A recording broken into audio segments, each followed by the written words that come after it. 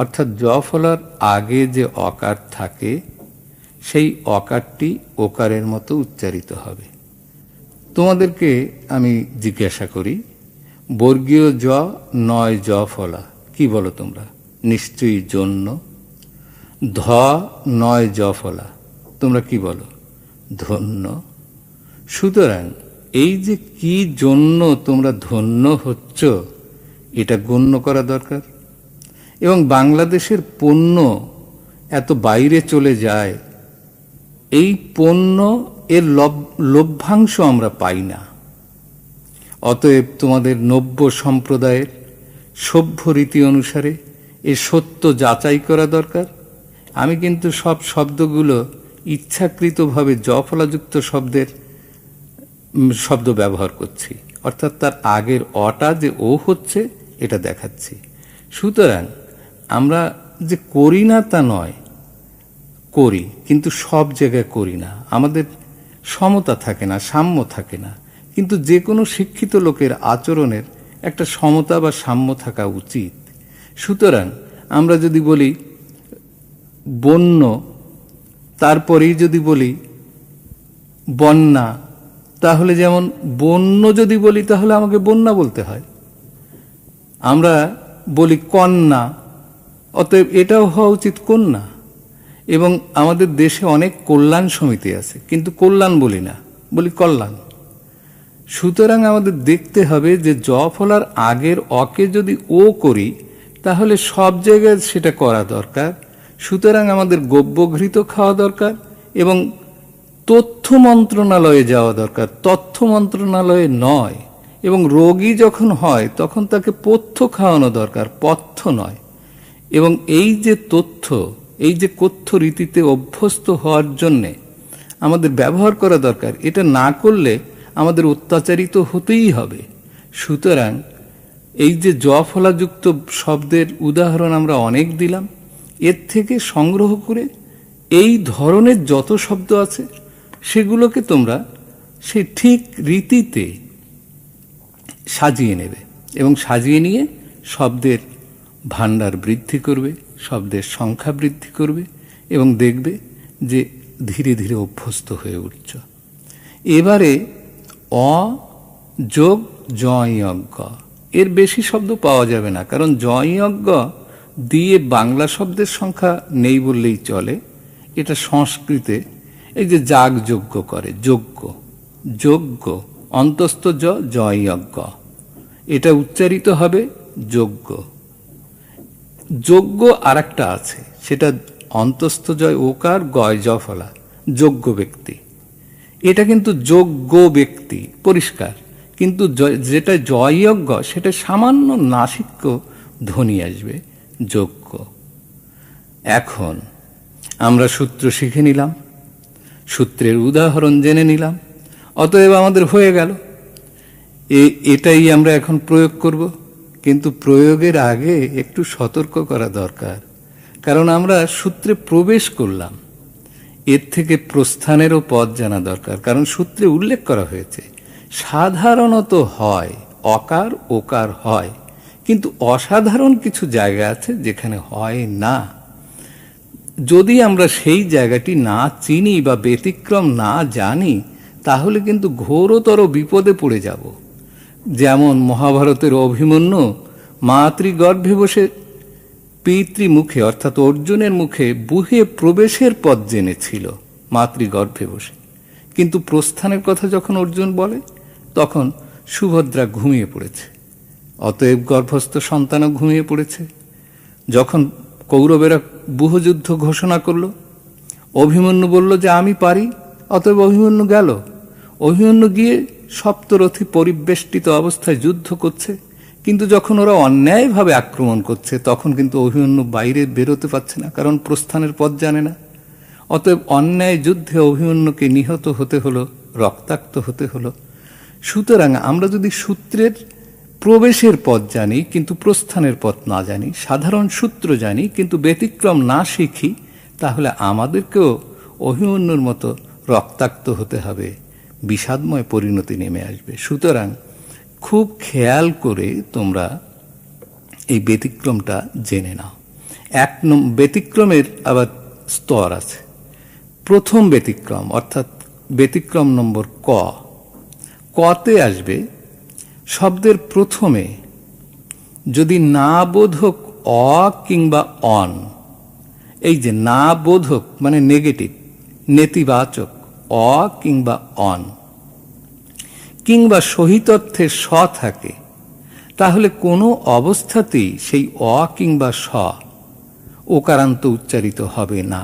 কোনো অবস্থাতেই মানে ওই অ কিংবা অনের পর শয়ের পর ইকার উকার রিকার ক্ষিয় জফলা জয়জ্ঞ যাই আসুক না কেন, না বোধক অ কিংবা সহিতর্থের স থাকলে সেটা ওকারান্ত উচ্চারিত হবে না, অবিকৃতই থাকবে।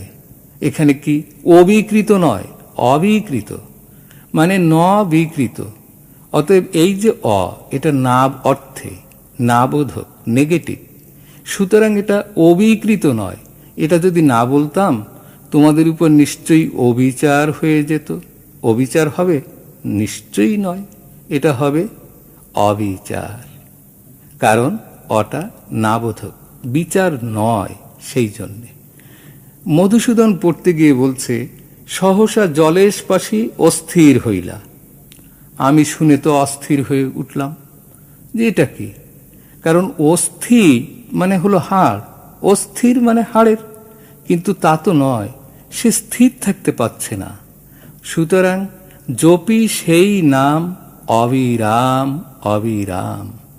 বর্ণমালা আমার অবিনাশী বর্ণমালা। অবিনাশী না বলে যদি অবিনাশী বলা হয় তাহলে নিশ্চয়ই অনিয়ম হয়ে যাবে, মানে অনিয়ম। অনিশ্চিত কিছু যেন না থাকে, অনিশ্চিত, নিশ্চিত নয়। সুতরাং এই যে অয়ের পরে হ্রস্ব ইকার এসেছে আর অটি নাবোধক বলে অবিকৃত থাকছে, কোনো রকম পরিবর্তন হচ্ছে না, অর্থাৎ ওকারান্ত উচ্চারিত হচ্ছে না। অয়ের পরে যদি দীর্ঘ ইকার আসে তাহলে এইরকম হবে, যেমন অসীম, এটা কিন্তু অসীম নয়। সীমার মাঝে অসীম তুমি বাজাও আপন সুর, এটা কিন্তু অসীম নয়। তেমনি এই অয়ের পরে যদি দীর্ঘ ইকারের পর আসবে উকার, যেমন এই অতুল বৈভব, এই অতুল ভূতলে অতুল ও সভা, স্ফটিকে গঠিত অতুল, অনুপম, অনুপম, অনুপস্থিত, তারপর অয়ের পরে দীর্ঘ উকার। যদি এইভাবে আমরা দেখি যে তার মূল্য তো অমূল্য, এটা কিন্তু অমূল্য নয়। অয়ের পরে রিকার, যেমন অদৃষ্ট, মর্মে যবে মত্ত আসা সর্পসম ফোসে, অদৃষ্টের বন্ধনেতে দাপিয়া বৃথা রসে, এটা কিন্তু অদৃষ্ট নয়। এবং অমৃত, এটা অমৃত নয় বা অমৃত নয়। অমৃত কহ হে দেবী অমৃত ভাসিনী, কোন বীরবরে বরি সেনাপতি পদে, এই যে অমৃত ভাসিনী, অথবা অমরার অমৃত সাধনা, এ দুঃখের পৃথিবীতে তোর ব্রত নহে, তুই নাগ জন্ম তোর বেদনার দহে। এই যে অমৃত, এটা যদি বলি আমরা অমৃত তাহলে ভুল হবে, কারণ এই অনাবোধক। অতএব চোটটি তখন অদৃশ্য হয়ে গেল, অনৃত। সুতরাং এই যে অতৃপ্ত থাকতেই হবে, কারণ উদাহরণের শেষ নেই। আমরা এরপরে যদি জ ফলা দেই তাহলেও যদি বলি অন্যায়, এটা কিন্তু ন্যায় নয়, অতএব হবে অন্যায়। যেটা ব্যয় হয় না ব্যাকরণে তাকে বলা হয় অব্যয়। এখন এটাকে যদি বলা হয় অব্যয় তাহলে তো মানে নাবোধক অ তো থাকলো না, ওটা বিকৃত হয়ে গেল। এজন্য নাবোধক অকে অটুট রাখতে হবে, অটুট রাখতে হবে, এটা কোনো মতেই টুটলে চলবে না। সুতরাং এই অয়ের পরে জ ফলা যেমন এলো, তেমনি যদি অয়ের পরে ক্ষীয় আসে, আমি কি তোমাদেরকে এটা বোঝাতে অক্ষম? এটা কিন্তু অক্ষম নয়। তোমাদের এই বিদ্যা অক্ষয় হোক, অক্ষয় হোক, এটা কিন্তু অক্ষয় নয়। ক্ষীয় আসছে কিন্তু তারপরেও, কারণ যেহেতু আর একটি শব্দ নিয়ে তোমাদের মধ্যে খুব বিতর্ক হয়, নক্ষত্র না নক্ষত্র। এখানে আভিধানিক অর্থ অনুসরণ করলে যার আলো ক্ষয়প্রাপ্ত হয় না, অতএব এটা হওয়া উচিত কিন্তু নক্ষত্র। কিন্তু দুটোই প্রচলিত হয়ে গেছে বলে বিকল্পে এখন নক্ষত্র চলে। আমাদের বাংলা ভাষায় যে বর্ণ সেটাকে বলা হয় অক্ষর, মানে যেটা ক্ষর হয় না। অতএব এর আভিধানিক অর্থ যদি ধরতে হয়, প্রাথমিক অভিধা যদি ধরতে হয়, তাহলে কিন্তু হওয়া উচিত অক্ষর। কিন্তু আমরা বলি, অনেকেই বলি অক্ষর বর্ণার্থে। কিন্তু এটা যদি আমরা মানে একটু গভীরভাবে ভাবি যে আমাদের বর্ণ অবিনাশী, তাহলে কিন্তু হওয়া উচিত অক্ষর। এই যে ক্ষীয় গেল, তারপর যদি বলি অজ্ঞ। অজ্ঞ মানে কি? জয়জ্ঞ আছে, কিন্তু তারপরে অ থাকছে, কারণ জানে না যে ন গ, অতএব সে হবে অজ্ঞ। এটা কিন্তু কোনো মতেই অজ্ঞ হওয়া উচিত নয়। এবং জ্ঞান যদি না থাকে, অজ্ঞান, এটা কোনো মতেই অজ্ঞান নয়। সুতরাং এই যে জয়জ্ঞ, জফলা, ঋকার, ইকার এসব থাকার পরেও অগুলো কিন্তু অবিকৃত থাকছে। আমরা অয়ের উদাহরণের পর যদি সহিত অর্থে স এতে যাই, তাহলে দেখব এটা কি সঠিক? সঠিক নয়, সহিত অর্থের স। অতএব কোনো কোনো পত্রিকা বেরোয়, সেখানে অনেক চিত্র থাকে। এই পত্রিকাগুলোকে বলা হয় সচিত্র, অর্থাৎ চিত্র সমন্বিত, চিত্র সহ প্রকাশ পাচ্ছে বলে ওটা সচিত্র, সচিত্র নয়। এবং বিনয় যখন সঙ্গে থাকে তখন বলা হয় সবিনয়, সবিনয় নয়। এই যে সহিত অর্থের দন্তস্ব, এইটা যদি আমরা ধরি, হ্রস্ব ইকারের জায়গায় দীর্ঘ ইকার যদি আনি, তাহলে অসীম যেমন হয়েছে দীর্ঘ ইকারে, তেমনি ওর উল্টোটা সসীম। আবার স্ত্রী সহ যেখানে, সেটা সস্ত্রীক। এবং একই গুরুর শিষ্য, সে হবে সতীর্থ। এবং উজ্জ্বল যখন, তখন হবে সমুজ্জ্বল। এই যে সহিত অর্থের স, এটা যখন আসছে তখন আমরা তাকে অবিকৃত রাখছি। এবং হব আমি নির্মূল সমূলের স্বরে, অর্থাৎ সমূল, মূল আছে ময় দীর্ঘ উকার, হওয়া উচিত ছিল সমূল, কিন্তু তা হবে না। এবং এতে আমরা কি সতৃষ্ণ হব, সতৃপ্ত হব, সদৃশের কাছে যাব? এটা সবগুলোই কিন্তু ঋকার। ঋকার থাকা সত্ত্বেও আমরা সতৃষ্ণ থাকছি, সতৃষ্ণ হচ্ছি না। এবং এটা আমরা সজ্ঞানে করছি, সজ্ঞানে নয়। সুতরাং এই যে সহিত অর্থের স আর নাবোধক অ, এটা থাকলে আমরা সাধারণত এটাকে অবিকৃতভাবে উচ্চারণ করছি, অ এবং স। তবে ব্যতিক্রম নম্বর 2 মানে খ, এখানে কিন্তু একটি উদাহরণ দিতে হয়। সুনীতিকুমার চট্টোপাধ্যায়ের মতে নাবোধক অ কোথাও কোথাও ওকারান্ত হতে পারে, সেটা হলো যেখানে নাম বোঝায়, কারো নাম। যেমন 2 বাংলার বেতারে যখন ঘোষণা করা হয়, তখন কিন্তু বলা হয় অতুল প্রসাদের গান, অর্থাৎ অতুল যেহেতু নাম, অতুল না হয়ে হচ্ছে অতুল। কিন্তু যদি আমি বিশেষণ হিসেবে ব্যবহার করি, এই অতুল বৈভব, এটা কিন্তু অতুল। আমরা বলতে পারি অসীম আকাশ, কিন্তু যদি নামের অর্থে বলি তাহলে আমরা অসীম বলতে পারি। আমরা অজিত, অজিত, এটা অজিতই হবে, কিন্তু নাম যদি হয় তাহলে যেমন বলা হয় অজিত রায়, অসীম সাহা, অবিনাশ। অর্থাৎ নামের ক্ষেত্রে সুনীতিবাবুর বিধান হচ্ছে যে যদি নাম হয় নাবোধক, সেখানে কোথাও কোথাও ওকারান্ত উচ্চারিত হতে পারে, তবে অকারান্ত হলে অর্থগত দিক থেকে কোনো অসুবিধা হয় না। এজন্যে অকারান্তর দিকেই মানে প্রধান প্রবণতা থাকা দরকার। এরপর আর একটি ব্যতিক্রমের উল্লেখ করছি। ক্ষীয় থাকলে আমরা জানি আগের অ ওকারান্ত হয়। যেমন তোমার রোগের লক্ষণ কি, এটা লক্ষণ। কিন্তু ক্ষীয়তে যদি ম ফলা থাকে, রামের ভাই হয়ে যায়, তাহলে কিন্তু সে লক্ষণ নয়, সে লক্ষণ। অতএব এই ব্যতিক্রমটা হবে এই রকম যে মফলাযুক্ত, ক্ষীয়তে মফলাযুক্ত থাকলে তার আগের কোথাও কোথাও অকারান্ত উচ্চারিত হয়। এই জন্যে ওই যে চোখের যে লোমগুলো থাকে, পাপড়িগুলো থাকে, ওকে বলা হয় পক্ষ লোম। এবং মানে যে রোগ হয়, আগে বলা হতো রাজরোগ, যক্ষা, এটা কিন্তু যক্ষা নয়। অতএব যক্ষা রোগ, পক্ষ লোম এবং রামের ভাই লক্ষণ। এই যে আমরা ব্যতিক্রমের ধারাগুলো অতিক্রম করলাম, এবং এই ধারা অনুসারে আমরা টোটাল সামগ্রিকভাবে অয়ের প্রথম বিধিটা অতিক্রম করলাম মাত্র। এরপর দ্বিতীয় বিধিতে যাব, তার আগে একটি কথা বলে নেই। প্রায় ৮-১০ হাজার শব্দ এই সূত্র এবং ব্যতিক্রম দ্বারা শাসিত। সুতরাং এটাকে হেলাফেলা করা মোটেই উচিত নয়।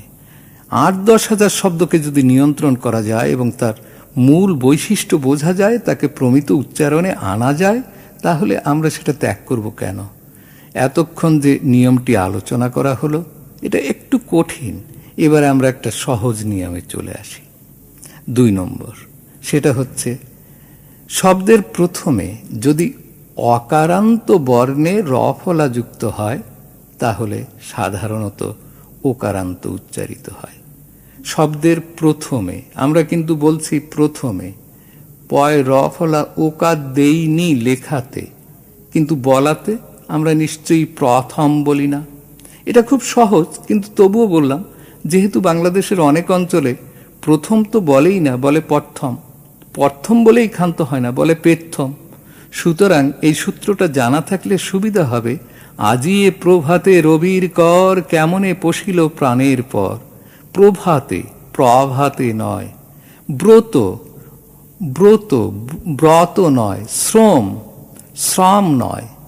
তেমনি এই যে আমরা কখনো কোনো ভ্রমণ করব না, ভ্রমণ, ভ্রমর, এই যে রফলাযুক্ত, দ্রষ্টা, স্রষ্টা, রফলাযুক্ত বর্ণ, অকারান্ত বর্ণ, এটা ওকারান্ত উচ্চারিত হচ্ছে।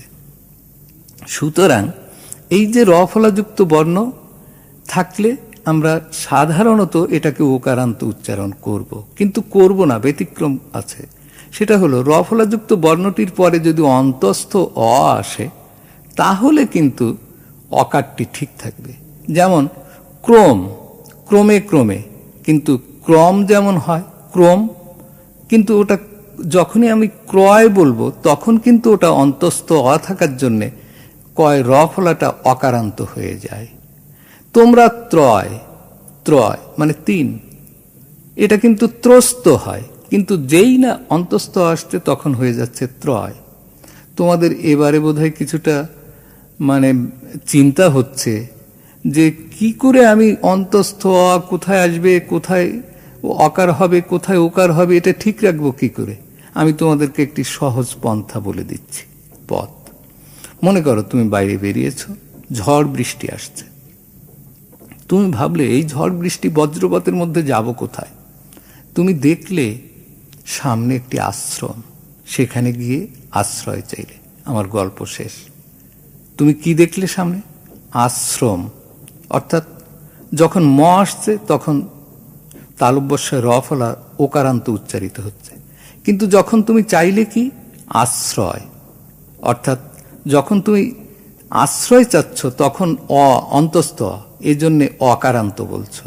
অতএব অকারান্ত এবং ওকারান্তর পার্থক্য যখন করা খুব কঠিন হয়ে যাবে, তখন এই উদাহরণটি মনে রাখবে।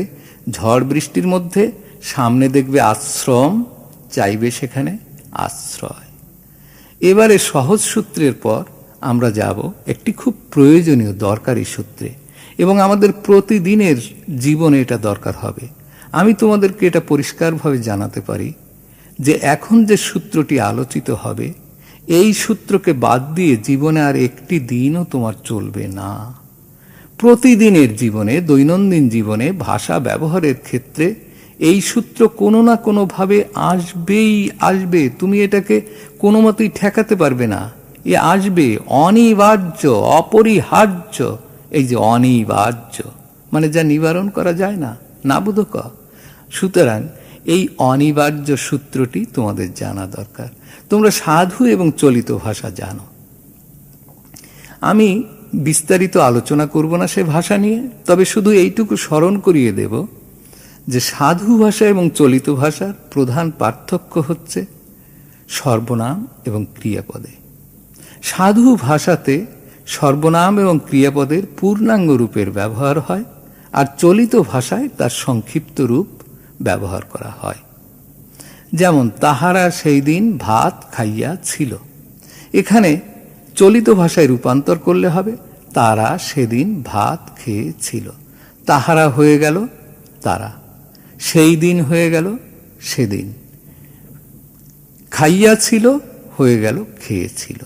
ভাতের গায়ে কিন্তু কেউ হাত দিল না, কারণ ওটি কর্ম, কিন্তু সর্বনাম এবং ক্রিয়াপদ বদলে গেল। এখন আমি তোমাদেরকে এই পূর্ব ভূমিকাটি দিয়ে শুরু করছি 3 নম্বর নিয়ম। সাধু ভাষার পূর্ণাঙ্গ শব্দে কিংবা ক্রিয়াপদে ইকার কিংবা উকার ছিল। আমি আবার বলছি, সাধু ভাষার পূর্ণাঙ্গ শব্দ কিংবা ক্রিয়াপদে ইকার কিংবা উকার ছিল। চলিত ভাষার সংক্ষিপ্ত রূপে সেই ইকার কিংবা উকার বিলুপ্ত হলেও তার আগের অকার ওকারান্ত উচ্চারিত হয়ে থাকে। আমি আবার সূত্রটিকে আলোচনা করছি। সাধু ভাষার পূর্ণাঙ্গ রূপে অনেকগুলো শব্দ এবং ক্রিয়াপদে ইকার কিংবা উকার ছিল। চলিত ভাষার সংক্ষিপ্ত রূপে সেই ইকার কিংবা উকার বিলুপ্ত হলেও তার আগের অকার প্রমিত উচ্চারণে ওকারান্ত হয়ে থাকে। উদাহরণ দিলে বিষয়টি স্পষ্ট হয়ে যাবে। আমাদের বাড়ির পাশে পশ্চিমবাংলা, পশ্চিমবাংলার রাজধানী হচ্ছে কলিকাতা, কিন্তু এখন লেখা হয় ক ল কয়াকার তয়াকার। যা লেখা হয় সেই অনুসারে পড়লে কিন্তু পড়া উচিত কলকাতা, কিন্তু আমরা কেউই কলকাতা বলি না বা পড়ি না, বলি কলকাতা। কেন বলি? এর উত্তর যদি খুঁজি তাহলে আমরা বুঝি যে এর কারণ হচ্ছে সাধু ভাষার পূর্ণাঙ্গ শব্দটি ছিল কলিকাতা। কলিকাতায় লয়ে ইকার ছিল এবং লয়ে ইকার থাকার জন্যে কটা কো হয়ে গেছে। এই যে ক ইকার থাকার জন্যে কো হলো, কো হয়ে এমন গো ধরল যে চলিত ভাষায় ইকার বিলুপ্ত হলেও ক কিন্তু কই রয়ে গেল। সে কখনই ক হতে চায় না। আমার গিন্নি সেদিন তার ছোট মেয়েকে বলছে, কলতলাটা ভালো করে ধুয়ে রাখিস। কলতলা মানে যেখানে বাসন কোসন মাজা হয়।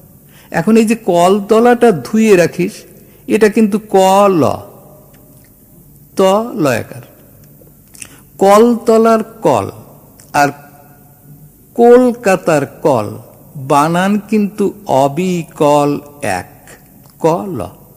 কিন্তু কলিকাতার কল এটা আসছে কলি থেকে, আর কলতলা আগেও কলতলা ছিল, বর্তমানেও আছে, ভবিষ্যতেও থাকবে।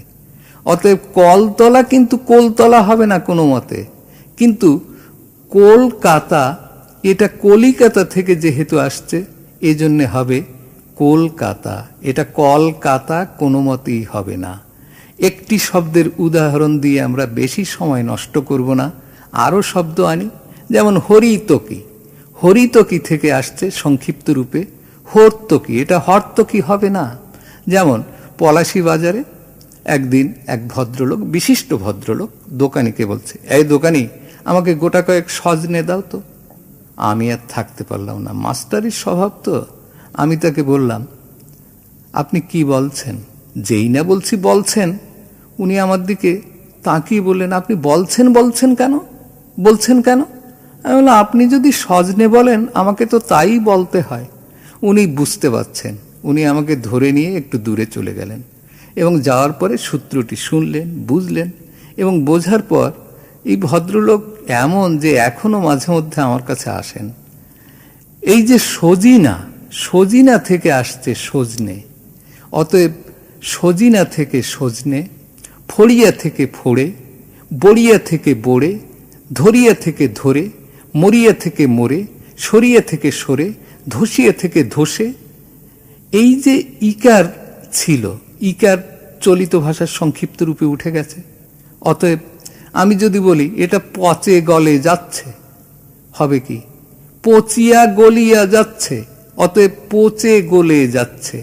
আমি পড়ে যাব নাকি আমি পড়িয়া যাব?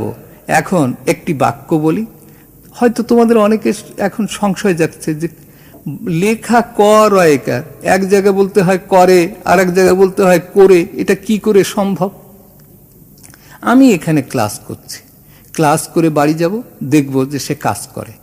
এই যে ক্লাস করে বাড়ি যাব, দেখব সে কাজ করে, করে আছে বানান ক রয়কার, আর ক্লাস করে বানান ক রয়কার। এখন কোনটা করে কোনটা করে এটা ধরব কি করে? এই যে ধরব কি করে, ধরিব কি করে, কি করে? করিয়া। এখন দেখতে হবে যে মূল শব্দে কোথায় করিয়া ছিল, ইকার ছিল কোথায়। সেই ইকার যেখানে ছিল সেইটাই হবে ওকার।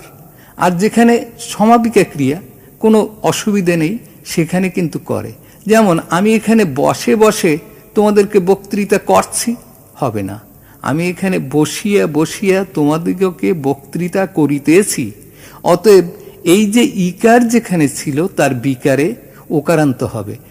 এ তো তোমরা তো এখানে প্রশিক্ষণের জন্য এসেছো, কিন্তু যারা কেবল মিছিল মিটিং করে তারাও কিন্তু বলে আমাদের সংগ্রাম চলবেই চলবে, চলবেই চলবে বলবে না কেন? কারণ ওটা এসেছে চলিবেই চলিবে, বলিবেই বলিবে, মরিবেই মরিবে। অতএব করিবার থেকে করবার, ধরিবার থেকে ধরবার, মরিবার থেকে মরবার, এই যে তরিবার থেকে তোরবার। এবং এই যে তোমরা দেখো যে এইভাবে কিন্তু আবিষ্কার করা যায়। জেলেরা মাছ ধরে, এটা ধরে, মাছ ধরে, এটা কিন্তু ধরে, কারণ ধরিয়া। মাছ ধরে বিক্রি করে, বিক্রি করে সংসার চালায়।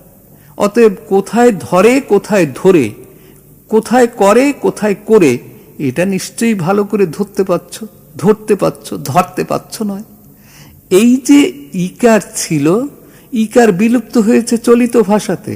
চলিত ভাষাতে বিলুপ্ত হওয়ার পরেও অনেকে বলে তাকে এক ঘরে করেছে। আরে না, এক ঘরে হবে কেন? সে এক ঘরে হয়েছে। এক ঘরে মানে বাবা মা সবাই মিলে এক ঘরে বাস করে, এটা তো ভালো কথা। কিন্তু যদি সামাজিকভাবে পরিত্যক্ত হয় তাকে করা হয় ঘরিয়া। অতএব ঘরিয়া থেকে যেটা আসবে সেটা হবে ঘোরে। ঘড়িয়াল থেকে সে একেবারে টাকার ঘোড়েল, এটা কিন্তু ঘরেল নয়। সুতরাং আমাদের মনে রাখা দরকার যে কোনটা ইকার থেকে আসছে আর কোনটা ইকার থেকে আসেনি, সমাপিকা ক্রিয়া। এজন্যে এতক্ষণ ধরে যে উদাহরণ দিলাম এটা কিন্তু সবই শব্দ কিংবা ক্রিয়াপদে ইকার বিলুপ্তির উদাহরণ। কিন্তু আমাদের সূত্রে ছিল উকার। যদি উকার থাকে তাহলে উকারের তো অন্তত একটি দুটি উদাহরণ দেওয়া দরকার। একটি উদাহরণই দিচ্ছি। আব্দুল আলিমের গানে হলুদিয়া পাখিরে, এই যে হলুদিয়া, হলুদিয়া শব্দের যখন সংক্ষিপ্ত রূপ পায় চলিত ভাষায় তখন হয় হ ল দয়েকার, হলদে। এখন যদি কেউ যা লেখা তাই পড়ে বা বলে তাহলে বলতে হয় হলদে। জসিমউদ্দিনের কাব্যে নায়িকার রূপ বর্ণনা করতে গিয়ে বলছে, পড়শিরা কয় মেয়ে নয় তো হলদে পাখির ছা, ডানা হলেই উড়ে যেত ছেড়ে তাদের গা। পড়শিরা কয় মেয়ে নয় তো হলদে পাখির ছা। এখন যা লেখা তাই যদি কেউ পড়ে, মেয়ে নয় তো হলদে পাখির ছা, তাহলে পাশের ঘর থেকে হয়তো গম্ভীর কণ্ঠে শোনা যাবে, বলদে বলে কি? সুতরাং ওটা হলদে নয়, ওটা হলুদিয়া থেকে আসছে বলে, হলুদিয়া থেকে আসছে বলে ওটা হবে হলদে। অতএব আমাদের নায়িকার রূপ বর্ণনায় আমাদের পড়া উচিত মেয়ে নয়তো হলদে পাখির ছা, ডানা হলেই উড়ে যেত ছেড়ে তাদের গা।